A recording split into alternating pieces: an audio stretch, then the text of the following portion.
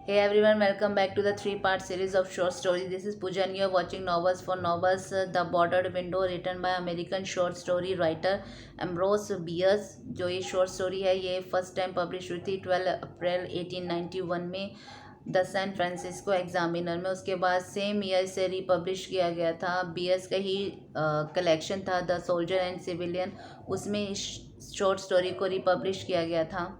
तो ये इस शॉर्ट स्टोरी को रेडियो शो में भी अडेप्ट किया गया। उसके बाद 1971 में मूवी आई थी इसी शॉर्ट स्टोरी पर। तो ये शॉर्ट स्टोरी का जो प्लेस है ओहायो, वहाँ पे जो ये बियर्स ने अपनी फैमिली के साथ 1846 तक रहे हैं। तो ये शॉर्ट स्टोरी का जो प्लेस है जैसे मैंने बताया वो ओहायो सिंसिनाटी है। तो इसकी जो स्टार्टिंग होती है वो ये है कि सिंसिनाटी से ज़्यादा दूर नहीं, एक फॉरेस्ट है, बहुत दूर नहीं है लेकिन एक फॉरेस्ट है सिंसिनाटी में। और वो वहाँ पे काफ़ी सारे स्कैटर्ड से ओल्ड से कैबिन हैं, कॉटेज हैं।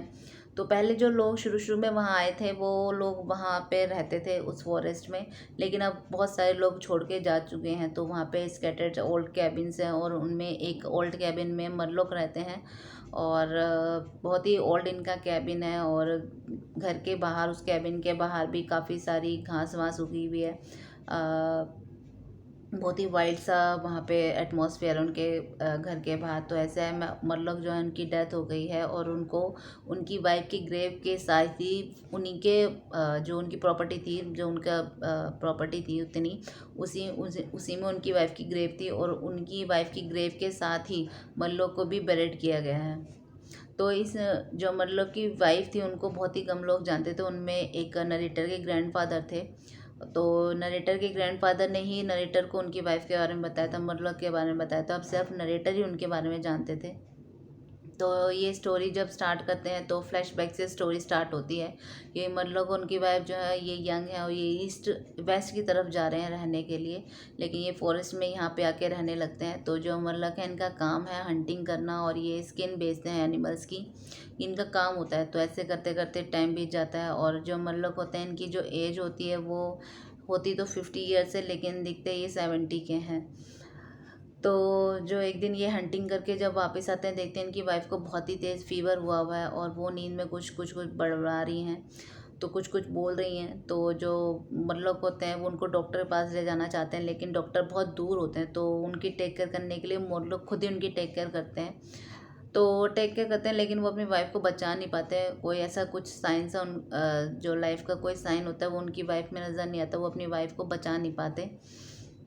बहुत दुखी हो जाते हैं और बहुत ही दुखी हो जाते हैं। तो लेकिन वो कहते हैं कि जो मेरा ग्रीफ है मैं इसे अ, अभी नहीं शो करूँगा, अभी मैं कुछ दुखी नहीं होऊंगा। एक बार मेरी ये जो वाइफ हैं ये बेरिड हो जाएं, तो इसके बाद मैं अपना शौक, अपना ग्रीफ एक्सपोज करूँगा, दिखाऊँगा, शो करूँगा, तभी दुखी होऊंगा।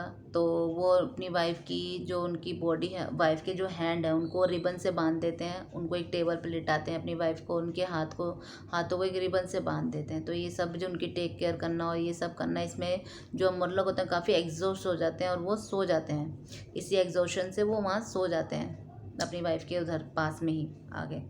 तो वो सो जाते हैं। तो रात हो जाती है। तो रात में एकदम से किसी के रोने की आवाज़ आ रही थी। तो जो मतलब होता है उनका रहता है कि फॉरेस्ट में कोई बहुत दूर कोई बच्चा है वो रो रहा है और उसके रोने की आवाज़ आ रही है। तो जब दोबारा ऐसी आवाज़ आती है तो ऐसा लगता है कि बहुत पास से वो आवाज़ आ रही है, लेकिन जब वो उठ के एकदम चौंक के देखते हैं तो उनको कुछ नज़र नहीं आता और वो कंफ्यूज होते हैं कि ये सब ड्रीम तो नहीं था, कि ड्रीम था, रियलिटी था। वो समझ नहीं पाते और वो सो जाते हैं। तो जब दोबारा एकदम से उनको आँख खुलती है, किसी के कोई बहुत तेज कुछ फ्लोर पे गिरा है, किसी के चलने की आवाज़ आ रही है फ्लोर पे। तो वो देखते हैं और एकदम से उनकी वाइफ जिस टेबल पे लेटी होती है वो टेबल गिर जाती है उनकी। देखते हैं कि वो टेबल गिर गई है, उनकी वाइफ की जो बॉडी है वो भी नीचे गिरी हुई है। तो वो घबरा के एकदम से वो राइफ़ल उठाते हैं अपनी और शूट करते हैं, बिना किसी एम के हवा में से शूट करते हैं। तो शूट से जो लाइट सी होती है वो देखते हैं कि उनकी वाइफ की बॉडी के पास पैंथर है और वो पैंथर जो है उनकी वाइफ के नेक को पकड़ के खींच के लेके जा रहा है विंडो की तरफ। तो जब ये शूट करते हैं तो पैंथर घबरा के विंडो से भाग जाता है और ये सब देख के उनको बहुत ही डर लगता है। जो मतलब होता है वो एकदम घबरा जाते हैं, डर जाते हैं।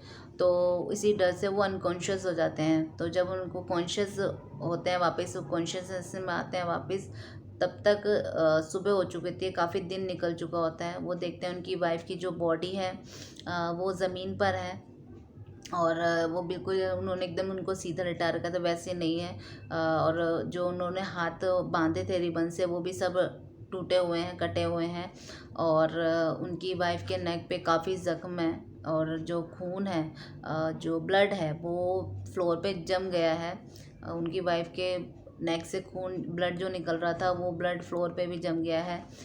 तो वो देखते हैं, और फिर देखते हैं कि उनकी वाइफ के दांतों के बीच में जो पैंथर का ईयर का एक पीस होता है, ईयर का एक टुकड़ा होता है, पैंथर के ईयर का एक टुकड़ा होता है, वो देख के एकदम चिल्लाते हैं, घबरा जाते हैं।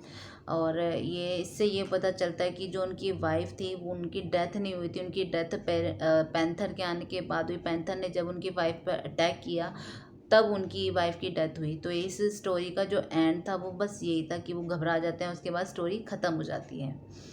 तो ये जो एम्ब्रोस बियर्स है ना, इनकी बहुत सारी शॉर्ट स्टोरी हैं जो बहुत फेमस हैं, जैसे कि occurrence and old creek bridge. हालांकि मैंने अभी तक इस शॉर्ट स्टोरी पे वीडियो नहीं बनाई है, और होप करती हूँ कि आगे एक ना एक दिन बहुत जल्द मैं इस शॉर्ट स्टोरी पे भी वीडियो बनाओ। Occurrence of an old creek bridge, ये बहुत ही फेमस उनकी शॉर्ट स्टोरी है, one of the most famous short story of American literature है। और उसके बाद जो इनकी शॉर्ट स्टोरी कलेक्शन था, the soldier and the civilian, उसको भी one of the most book of American literature कहा गया है, most famous book of American literature कहा गया है। तो ये एम्ब्रोस बियर्स हैं, इनकी बहुत ही सारी ऐसी शॉर्ट स्टोरी हैं जो बहुत फेमस है, इनकी जो बुक्स हैं वो बहुत फेमस है। तो ये जो शॉर्ट स्टोरी थी इनकी, द बॉर्डर्ड विंडो, ये भी बहुत ही फेमस शॉर्ट स्टोरी है, हॉरर शॉर्ट स्टोरी है। इसका जो जोनर है वो हॉरर है, तो हॉरर मिस्ट्री है। तो बहुत ही फेमस उनकी शॉर्ट स्टोरी है, और एकदम इसमें यूनिकनेस है इनके एंड में, क्योंकि जब तक लगता था कि जो इनकी वाइफ है मरलो की, उनकी डेथ हो चुकी है, लेकिन एंड में जब वो देखते हैं कि पैंथर का जो ईयर का एक पीस है वो उनकी वाइफ के दांतों के बीच में था, तो ये देख के वो शॉक रहता है। वैसे तब जो रीडर्स होते हैं उनको पता चलता है कि उनकी वाइफ की डेथ नहीं हुई थी। और ये जो किसी के लड़ने की, जब उनको कुछ आवाज़ आती है कि कोई किसी में हाथापाई और कुछ लड़ रहा है, तो वो उनकी वाइफ और पैंथर के बीच में हो रही होती है। शायद मैंने ये बताया नहीं कि उनको एकदम से सुनाई देता है कि किसी की हाथापाई की कुछ आवाज़ आ रही है, कोई लड़ रहा है आपस में। तो जैसे हाथों की और पैरों की मूवमेंट की आवाज़ होती है, तो वो भी आवाज़ मरलो को सुनाई देती है। उसके बाद ही वो राइफ़ल उठाते हैं और शूट करते हैं, तब वो पैंथर दिखाई देता है। तो इससे पता चलता है उनकी वाइफ जो थी वो तब तक ज़िंदा थी, और पैंथर के आने के बाद ही, उन जब पैंथर ने उन पर अटैक किया उसके बाद ही उनकी डेथ हुई थी। तो बस इस शॉर्ट स्टोरी का एंड यही है। तो नेक्स्ट वीडियो में नेक्स्ट एक और शॉर्ट स्टोरी के साथ फिर मिलते हैं। तब तक के लिए take care, good bye guys, bye bye.